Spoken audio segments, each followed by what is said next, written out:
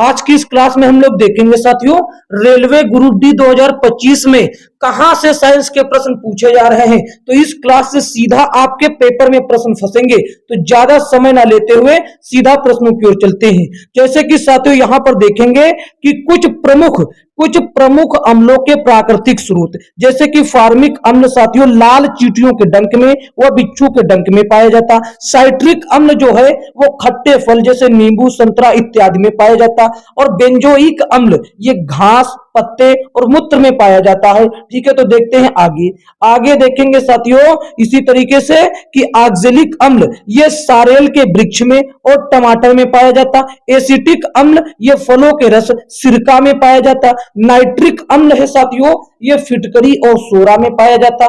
Sulphuric अम्ल जो है ये हरे कशिश में पाया जाता है। आगे देखिए साथियों इसी तरीके से क्या कहता है टार्ट्रिक अम्ल ये इमली अंगूर इत्यादि में पाया जाता है। जबकि लैक्टिक अम्ल साथियों दूध में पाया जाता है। अमीनो अम्ल प्रोटीन में पाया जाता। हाइड्रोक्लोरिक एक पाचक रस है, यह व्यक्ति के शरीर में पाया जाता। माइलिक अम्ल ये कच्चे सेब या फल में पाया जाता है। आगे देखते हैं साथियों, ये रहा, देखिए ये क्या है, टैनिक अम्ल जो है ये चाय में पाया जाता है, ये सभी महत्वपूर्ण है। और यूरिक अम्ल जो है ये मूत्र में पाया जाता है। आगे देखेंगे साथियों क्या कहता है, कृषि के कुछ विशिष्ट प्रकार या साथियों शाखाएं। ठीक है, विटीकल्चर जो है ये साथियों अंगूरों का उत्पादन को विटीकल्चर कहते हैं। पिसीकल्चर किसको कहते हैं, मत्स्य पालन के अध्ययन को या मत्स्य पालन को ही। सेरीकल्चर रेशम कीट पालन का जो अध्ययन है वो सेरीकल्चर कहलाता, या रेशम कीट पालन ही। हॉर्टिकल्चर साथियों फलों फूलों एवं सब्जियों का उत्पादन या कृषि करना यह हॉर्टिकल्चर कहलाता है। ठीक है, आगे देखेंगे, ये रहा साथियों क्या कहता है ये देखिए, कहता है एपीकल्चर जो शहद का उत्पादन या मधुमक्खी पालन को एपीकल्चर कहा जाता है। जबकि सिल्वीकल्चर वनों का संरक्षण एवं संवर्धन को सिल्वीकल्चर कहते हैं। जबकि फ्लोरिकल्चर ये फूलों की कृषि को कहते हैं। और अर्बरीकल्चर जो है ये वृक्षों तथा झाड़ियों की कृषि को अर्बरीकल्चर के नाम से जाना जाता है।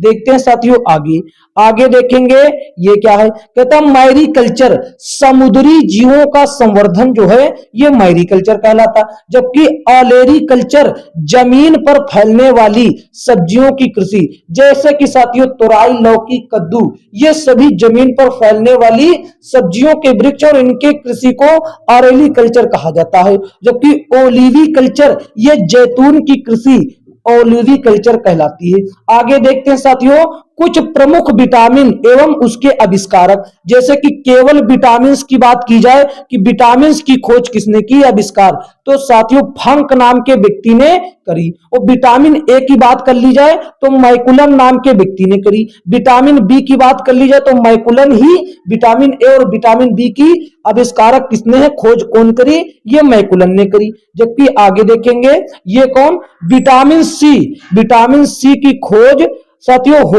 होलकट नाम के व्यक्ति ने करी। और विटामिन डी हॉपकिंस नाम के व्यक्ति ने करी इसका खोज या आविष्कार। ये साथियों कुछ प्रमुख थे जो ज्यादा बार पूछे जाते हैं। देखते हैं आगे साथियों देखेंगे यहां पर कि विभिन्न ग्रहों के उपग्रहों के नाम और उनकी संख्या, जैसे कि यहां पर ग्रह दिया गया और उनकी उपग्रहों की संख्या, और यहां पर जो उनका प्रमुख उपग्रह वो दिया गया। जैसे कि पृथ्वी का एक उपग्रह है वो कौन है, वो चंद्रमा है। जबकि बुध के कोई उपग्रह नहीं है। मंगल के 2 उपग्रह हैं, फोबोस एवं डीमोस। ठीक है, फोबोस एवं डीमोस ये साथियों मंगल के उपग्रह हैं। देखते हैं आगे देखेंगे साथियों यहां पर देखेंगे शुक्र ग्रह के कोई भी उपग्रह नहीं है। जबकि शनि ग्रह के 62 उपग्रह हैं, जिसमें से प्रमुख रूप से टाइटन्स हैं। अब इनकी वर्तमान में संख्या साथियों 174 के अनुसार बताई जा रही, 174 बताई जा रही नवीनतम आंकड़ों के अनुसार। ठीक है, जबकि अरुण ग्रह के 27 उपग्रह हैं। इसमें से साथियों मिरिंडा एवं एरियल ये प्रमुख उपग्रह हैं। जबकि बृहस्पति की बात कर लें 79 उपग्रह हैं और उसमें गैनीमीड ये प्रमुख उपग्रह हो जाता है। आगे देख लेते हैं, आगे साथियों देखेंगे यहाँ पर वरुण ग्रह का जो 14 उपग्रह हैं एवं ट्राइटन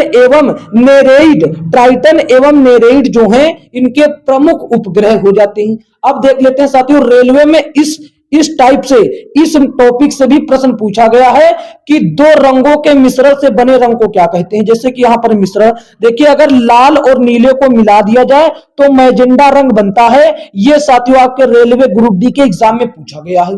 कहता लाल और हरा को मिला दिया जाए तो पीला रंग बनता है, नीला और हरे को मिला दिया जाए तो पीकॉक नीला बनता है। ये सभी साथियों रेलवे ग्रुप डी में पूछे गए हैं। यहां पर देखेंगे ये क्या कहता, लाल और पीकॉक नीला को मिलाने से सफेद रंग बनता है, हरा और मैजेंडा को मिलाने पर साथियों सफेद रंग बनता है, नीला और पीला को भी मिलाने पर सफेद, लाल और हरा और नीला इन तीनों को मिलाने पर भी सफेद रंग का निर्माण होता है।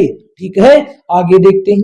आगे साथियों देखेंगे तो पौधों से प्राप्त होने वाली प्रमुख औषधियां, जैसे कि तंबाकू में साथियों निकोटीन औषधीय पदार्थ पाया जाता है, जबकि सिनकोना वृक्ष की छाल में कुनैन प्राप्त होता है, और काफी में साथियों कैफीन नाम का पदार्थ होता है। ठीक है, काफी में क्या होता है, कैफीन होता है। और आगे देखिए, चाय में पूछ ले तो ये साथियों चाय में थीन होता है, चाय में थीन, कैफी में कैफीन।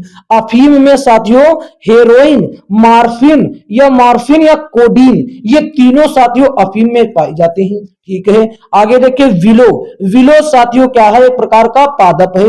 इसमें एस्पिरिन नाम का पदार्थ पाया जाता है जिससे टैबलेट का निर्माण किया जाता है। ठीक है, और जबकि सर्पगंधा के वृक्ष से एंटीपायरेटिक नामक पदार्थ पाया जाता है। आगे देख लेते हैं, जहां पर कवक के वृक्ष से पेनिसिलिन पाया जाता है। ठीक है, पेनिसिलिन। आगे देखते हैं, यहां पर आप देखेंगे साथियों बेलाडोना नाम के पादप से एंट्रोपिन यानी कि दर्द निवारक औषधियां प्राप्त की जाती हैं। आगे देखते हैं, अकवन नाम के पादप से कोकीन पाया जाता है। क्या, कोकीन पाया जाता है। आगे देख लेते हैं, यहां पर साथियों मनुष्य में होने वाले रोग एवं उनके कारक जो प्रमुख एवं महत्वपूर्ण है वही देखेंगे। मलेरिया से संबंधित जो रोग होता है वो प्लाज्मोडियम के कारण होता है, और जबकि कालाजार जो संबंधित रोग होता वो लिस्मानिया के कारण होता है, जबकि टाइफाइड जो होता है वो साल्मोनेला टाइफी या साल्मोनेला टाइफोसा के नाम कारण होता है। आगे देखेंगे, आगे साथियों देखेंगे ये क्या है कि कुष्ठ रोग जो होता है ये माइकोबैक्टीरियम लेप्री के कारण होता है, और हैजा रोग जो होता है ये विब्रियोकमा के कारण होता। प्लेग जो रोग होता है ये साथियों पास्ट्यूरेला पेस्टिस के कारण होता है। ठीक है, किससे, पास्ट्यूरेला पेस्टिस के कारण प्लेग रोग होता है। आगे देख लेते हैं साथियों, आगे देखते हैं ये क्या होता है कि ध्वनि स्रोत से उत्पन्न ध्वनि तीव्रता, जैसे कि साथियों यहां पर ध्वनि स्रोत है उससे उत्पन्न तीव्रता वो भी डेसिबल में। अगर आप साधारण बातचीत की बात करें तो उसमें 30 डेसिबल से 40 डेसिबल की ध्वनि की तीव्रता होती, जोर से बातचीत होती है तो 50 से 60 डेसिबल हो जाता। अगर फुसफुसाहट की बात कर ले तो 15 से 20 डेसिबल की ध्वनि की तीव्रता होती है। और शोर, भीड़ और ट्रैफिक में जो साथियों होता है मतलब ध्वनि की तीव्रता डेसिबल में ये होता है 75 एवं 85। कितना, 75 से 85 तक। आगे देख लेते हैं साथियों, यहां पर जेट विमान की जो ध्वनि निकलती है उसकी तीव्रता क्या होती है, उसकी तीव्रता क्या होती है 140 से 150 उसकी तीव्रता होती है वो भी डेसिबल में। सायरन की जो तीव्रता होती है सायरन की 110 डेसिबल से 120 डेसिबल तक होती है, जबकि मिसाइल की साथियों मिसाइल ध्वनि की तीव्रता 180 डेसिबल होती है। सूक्ष्म तरंगों के जो ध्वनि होती है उनकी डेसिबल कितना होता, 6 गुणे 10 का पावर 6 से 3 गुणे 10 का पावर 9 के बीच में सूक्ष्म तरंगों का साथियों ध्वनि तीव्रता होती है वो भी डेसिबल में, याद रखिए। अब साथियों आपको बताना है कि यहां पर जो WHO यानी कि विश्व स्वास्थ्य संगठन ने कितने डेसिबल की ध्वनि को शरीर के लिए या मानव जाति के लिए हानिकारक माना है, तो वो साथियों 85 85 डेसिबल की ध्वनि जो है ये मनुष्य जाति के लिए हानिकारक घोषित किया है किसने? WHO ने, विश्व स्वास्थ्य संगठन ने। आगे देख लेते हैं साथियों, यहां पर कुछ सामान्य पदार्थों के पीएच मान जैसे कि यहां पर शुद्ध जल का पीएच मान साथियों 7 होता है, सिरका का पीएच मान 2.4 होता है और शराब का पीएच मान ये महत्वपूर्ण हो जाता है 2.8। दूध का पीएच मान साथियों 6.4 होता है, ठीक है, 6.4। आगे देखते हैं साथियों, यहां पर आप देखेंगे क्या है, समुद्री जल का जो पीएच मान होता है वो होता है 8.4 और लार का पीएच मान 6.5। मूत्र का पीएच मान होता है 6, ठीक है। रक्त का पीएच मान क्या होता है? रक्त का पीएच मान 7.4, रक्त का 7.4 होता है, जबकि नींबू का 2.4 और काफी का पीएच मान जो होता है वो 4.5 से 5.5 तक होता है, ठीक है। आगे देख लेते हैं, बियर का जो होता है पीएच मान 4 से 5 के बीच होता है। टमाटर के जूस का पीएच मान 4.5 से 5.5 के बीच में होता है। ये कुछ थे साथियों महत्वपूर्ण पीएच मान जो रेलवे की परीक्षाओं में बार बार पूछे गए हैं। आगे देख लेते हैं, आगे देखते हैं कुछ जीवधारियों के वैज्ञानिक नाम जो रेलवे के द्वारा विभिन्न परीक्षाओं में बार बार पूछे गए। जैसे कि मनुष्य का वैज्ञानिक नाम होमो सेपियंस होता है, मेंढक का वैज्ञानिक नाम राना टेग्रिना होता है, जबकि साथियों बिल्ली का वैज्ञानिक नाम फेलिस डोमेस्टिका होता है। क्या? Felis domestica. आगे देख लेते हैं साथियों, आगे देखिए क्या है, ये रहा, ये बिल्ली का तो हो गया फेलिस डोमेस्टिका, जबकि कुत्ता का साथियों वैज्ञानिक नाम कैनिक्स फैमिलियरिस और गाय का वैज्ञानिक नाम बोस इंडिकस, मक्खी का वैज्ञानिक नाम मूस्का डोमेस्टिका, आम का वैज्ञानिक नाम मैग्नीफेरा इंडिका। आगे देख लेते हैं साथियों, आगे यहां पर देखिए, अब देखते हैं किसका, धान का वैज्ञानिक नाम ओरिजा सैटिवा, गेहूं का वैज्ञानिक नाम होता है ट्रिटिकम एस्टिवम गेहूं का वैज्ञानिक नाम, मटर का वैज्ञानिक नाम होता है पिजम सेटिवम, चना का वैज्ञानिक नाम होता है साइसर एर्टिनम, जबकि सरसों का वैज्ञानिक नाम क्या होता है? देखिए, सरसों का वैज्ञानिक नाम साथियों क्या होता है? ब्रासिका कैम्पेस्ट्रीस, ठीक है। अब देख लेते हैं विभिन्न माध्यमों में प्रकाश की चाल, इससे संबंधित रेलवे में प्रश्न पूछे गए हैं। क्या कहता है? ये माध्यम दिया गया और प्रकाश की चाल इधर। निर्वात में प्रकाश की चाल जो होती है 3x10⁸ मीटर प्रति सेकेंड और जल में साथियों प्रकाश की चाल जो होती है 2.25x10⁸ मीटर प्रति सेकेंड और कांच में जो होती है साथियों 2x10⁸ मीटर प्रति सेकेंड, जबकि नायलॉन में साथियों होता है 1.96 x10⁸ मीटर प्रति सेकेंड, ठीक है। अब देख लेते हैं साथियों आगे देखते हैं साथियों क्या है, विभिन्न माध्यमों में ध्वनि की चाल। इस टॉपिक से संबंधित रेलवे ग्रुप डी में बार बार प्रश्न पूछे जा रहे हैं। कहता है यहां पर माध्यम है और यहां पर ध्वनि की चाल। वायु में ध्वनि की चाल 332 मीटर प्रति सेकेंड, हाइड्रोजन में 1269 मीटर प्रति सेकेंड और जल में 1483 मीटर प्रति सेकेंड। इस 1-2 इसके आसपास भी होगा तो वो सही माना जाएगा। आगे देख लेते हैं, यहां पर क्या है, ये जल में तो बता दिया 1483 और समुद्री जल में 1533 मीटर प्रति सेकेंड, पारा में 1450 मीटर प्रति सेकेंड, कांच में 5640 मीटर प्रति सेकेंड, लोहा में 5130 मीटर प्रति सेकेंड ये ध्वनि की चाल होती है। आगे देखते हैं साथियों प्रमुख रोग एवं संबंधित टीके, जैसे कि यहां पर साथियों टीबी बोले तो क्षय रोग, इससे संबंधित टीका BCG टीका दिया जाता है इसके निवारण के लिए। डिप्थीरिया और टिटनेस के लिए DPT टीका दिया जाता है। कौन सा? DPT। आगे देखते हैं, आगे देखिए साथियों ये रहा, ये देखिए अब काली कुकुर खांसी के लिए भी DPT टीका दिया जाता। मप्स या फिर खसरा के लिए MMR टीका दिया जाता है जिसको मप्स वैक्सीन के नाम से भी जाना जाता है, जबकि पोलियो के लिए पोलियो वैक्सीन दिया जाता है और टाइफाइड के लिए टाइफाइड वैक्सीन TAB, ठीक है। आगे देखेंगे छोटी माता के लिए रूबेला वैक्सीन काम करती है, जबकि जर्मन खसरा के लिए भी रूबेला वैक्सीन दी जाती है। ये साथियों हो गए प्रमुख रोग के लिए प्रमुख टीके जो रेलवे के द्वारा पूछे जाते हैं। ठीक है, आगे देख लेते हैं।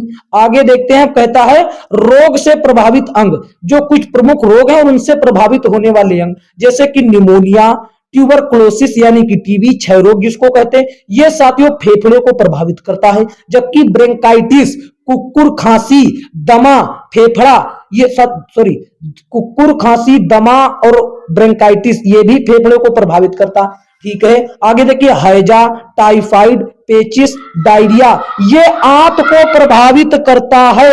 आगे देखेंगे पोलिया, रेबीज, मिर्गी, टिटनेस ये साथियों तंत्रिका तंत्र को प्रभावित करने वाले रोग हैं। आगे देख लेते हैं। आगे साथियों देखते हैं, ये बहुत बार पूछा गया है रेलवे में, कहता है स्कर्बी या फिर पायरिया ये किसको प्रभावित करता है, ये मसूड़ों को प्रभावित करता है। हेपेटाइटिस, हेपेटाइटिस या पीलिया ये यकृत को प्रभावित करता है। आगे देखिए कोढ़ रोग जो होता है ये पूरी तंत्रिका तंत्र को प्रभावित करता है, किसको, तंत्रिका तंत्र को। आगे देखिए प्लेग जो रोग होता है ये लाल रक्त कणिकाओं आरबीसी को प्रभावित करता है। जबकि मलेरिया रोग है ये भी लाल रक्त कणिका एवं तितली को प्रभावित करता है। आगे देख लेते हैं। आगे देखते हैं साथियों, ये जैसे कि मधुमेह यानी कि शुगर, शुगर साथियों अग्न्याशय को प्रभावित करता है। ग्वाइटर जिसको घेंघा के नाम से भी जाना जाता है, ये थायराइड ग्रंथि अर्थात गले को प्रभावित करने वाला रोग है। ट्रोकोमा, ग्लूकोमा, मायोपिया एवं रोहा ये साथियों आंख से संबंधित रोग हैं और आंख को प्रभावित करते हैं। एड्स की बात करेंगे तो ये प्रतिरक्षा तंत्र को साथियों प्रभावित करता है, संपूर्ण शरीर की क्षमता को घटा देता है, वो चाहे प्रजनन क्षमता हो या साथियों शरीर की क्षमता हो या रोग प्रतिरोधक क्षमता हो। आगे देखिए यहां पर ये क्या कहता है, चेचक, चेचक जो है ये संपूर्ण रोग को प्रभावित करता है। आगे देखिए इन्फ्लुएंजा ये श्वसन तंत्र से संबंधित रोग है और श्वसन तंत्र को प्रभावित करता है। खसरा की बात कर लें, ये संपूर्ण शरीर को प्रभावित कर देता है। डिप्थीरिया या अस्थमा ये साथियों श्वास नली को प्रभावित करने वाले रोग हैं। ठीक है, जबकि मेनिनजाइटिस, मेनिनजाइटिस नामक रोग जो है ये साथियों मस्तिष्क को प्रभावित करता है। ठीक है, ये याद रखेंगे। देखते हैं आगे। आगे यहां पर देखेंगे साथियों कि हर्पीस, हर्पीस नाम का रोग जो है ये त्वचा को प्रभावित करता है। और कालाजार, कालाजार जो है अस्थि मज्जा को प्रभावित करने वाला रोग है। ये साथियों सभी आपकी परीक्षा के लिए महत्वपूर्ण और ऐसे ही प्रश्न पूछे जाते हैं रेलवे के एग्जाम में, चाहे वो जो एग्जाम हो। आगे देखेंगे, आगे देखेंगे ये रहा, कहता है तत्व और उनसे संबंधित कुछ महत्वपूर्ण तत्व, जैसे कि पूरी आवर्त सारणी में कुल ज्ञात तत्व कितने हैं, ये हैं 118 तत्व। और उसमें से प्राकृतिक तत्व कितने हैं, प्राकृतिक रूप से कितने पाए गए, 94 प्राकृतिक रूप से। और कृत्रिम तत्व 20 तत्व जो है कृत्रिम तत्व यानी कि बनाए गए हैं क्रिया अभिक्रिया करके किसी भी तरीके से। आगे देखते हैं, आगे देखते हैं साथियों, ये रहा क्या कहता है, कहता है कि कुछ तत्वों की संख्या धातु तत्वों की संख्या 91 है। धातु तत्व कितने हैं, 91। जबकि अधातु कितने हैं, अधातु कितने हैं, वो है 27। ठीक है, अधातु 27 हैं। और सर्वाधिक उपलब्ध धातु कौन है, ऑक्सीजन सबसे ज्यादा मात्रा में पाया जाता है। वैसे तो नाइट्रोजन है, यहां पर जिक्र नहीं किया गया, उसका कोई बात नहीं क्योंकि वो कृत्रिम है। आगे देखिए सर्वाधिक उपलब्ध धातु, यहां पर था सर्वाधिक उपलब्ध तत्व तो ये था ऑक्सीजन, और सर्वाधिक उपलब्ध धातु तो ये हो जाएगा एल्यूमिनियम। सबसे हल्का तत्व ये हाइड्रोजन है। कौन, हाइड्रोजन, जिसको भविष्य का ईंधन भी कहा जाता है। आगे देखते हैं साथियों, ये रहा क्या कहता है, कहता है सबसे भारी तत्व ये आस्मियम हो जाता है, सबसे भारी तत्व। और सबसे हल्का धातु तत्व, पहले हल्का तत्व केवल पूछे तो हाइड्रोजन, और सबसे हल्का धातु तत्व पूछे तो ये हो जाता है लिथियम। ठीक है, उस द्रव धातु, ऐसी धातु जो द्रव अवस्था में पाई जाती है वो साथियों पारा है, जिसको Hg के नाम से जाना जाता है। और द्रव आधातु ये ब्रोमीन है। ठीक है, ब्रोमीन हो जाती है। आगे देखते हैं विद्युत का सबसे अच्छा सुचालक चांदी होता है, विद्युत का सबसे अच्छा सुचालक। आगे देख लेते हैं साथियों, ये रहा। विद्युत का सुचालक पूछे आधातु, तो ये हो जाएगा ग्रेफाइट। ठीक है, विद्युत का सुचालक आधातु पूछे तो ये हो जाएगा ग्रेफाइट। सबसे आघात वर्धनीय तत्व, सबसे आघात वर्धनीय तत्व सोना हो जाता, और सोना ही सबसे तन्य तत्व भी है, सबसे तन्य तत्व भी है। और हड्डियों एवं दांतों का निर्माण करने वाला तत्व ये हो जाता है कैल्शियम। क्या हो जाता है? कैल्शियम। सबसे क्रियाशील धातु तत्व ये होता है सीजियम। धातु तत्व की बात कर रहा तो सबसे क्रियाशील हो जाएगा, ये हो जाएगा सीजियम। और सबसे क्रियाशील अधातु तो ये हो जाता है फ्लोरीन। क्या हो जाता है? फ्लोरीन। और सबसे साथियों ये क्या पूछता है, मिट्टी के तेल में रखा जाने वाला तत्व ये हो जाता है साथियों सोडियम। कौन हो जाता? मिट्टी के तेल में डुबो कर रखा जाता। किस कारण? क्योंकि ये साथियों इतना क्रियाशील है, ये साथियों हवा में भी आग पकड़ लेता है। ठीक है, जिस कारण इसको मिट्टी के तेल या केरोसिन के तेल में डिबो कर रखा जाता है। ठीक है, आशा करते हैं सभी चीज आपके लिए आपको समझ में आ गई होंगी। और साथियों आज की क्लास में इतना ही। यदि यह क्लास अच्छा लगा है तो इसको एक प्यारा सा लाइक कर दीजिए और इसे अपने दोस्तों में शेयर कर दीजिए। और चैनल पर नए हो साथियों तो चैनल को सब्सक्राइब करके नोटिफिकेशन बेल को ऑल पर क्लिक कर दीजिए। ठीक है, ये ऐसी ही क्लासें हम महत्वपूर्ण लाते रहते हैं, चाहे वो कोई भी एग्जाम हो। तो मिलेंगे किसी अन्य क्लास में, तब तक के लिए जय हिंद, जय भारत।